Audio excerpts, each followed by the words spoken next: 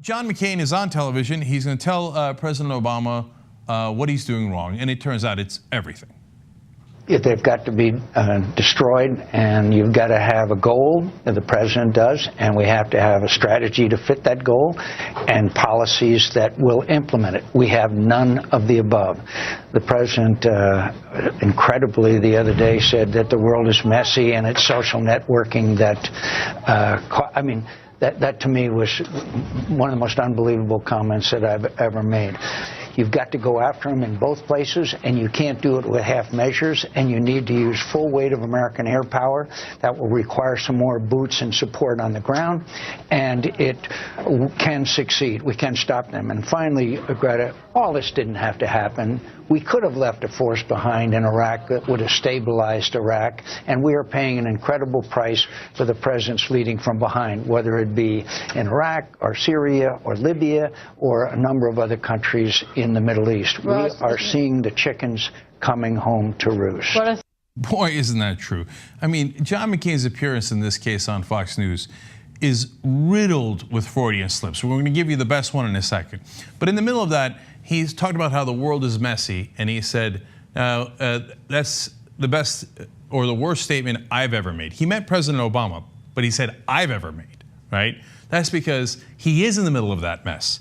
If you remember, John McCain went to Syria and posed for pictures with some of the rebel fighters. Now, some people thought that was ISIS. It turns out it's not, okay? It's other Islamic militants who then later kidnapped 11 Shiites and are considered now terrorists.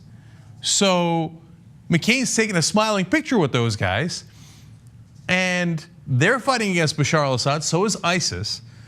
Now he wants to fight against Bashar al-Assad and ISIS, and he's a little embarrassed about the picture he took with a group that's fighting against both, but that's kind of stuck in the middle. It is a mess. So that's why he does that Freudian slip, because he's right, it is a mess.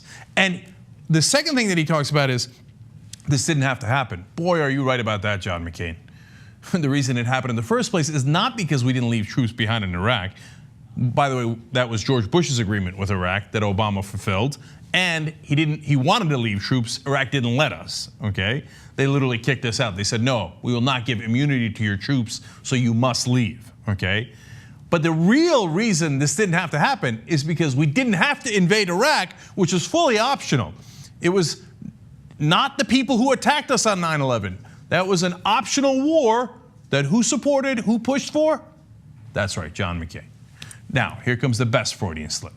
Hillary Clinton has described already the meeting in the White House over 2 years ago. Everyone in the national security team recommended arming ISIS, and the president by himself turned it down. Just like by himself, he decided not to strike Syria after he said that they'd crossed the red line.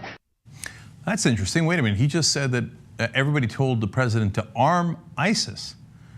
Well, actually, that might literally be true, including John McCain, because everybody was telling the president, you have to arm the rebels fighting Bashar al-Assad in Syria. Who were some of those rebels? ISIS.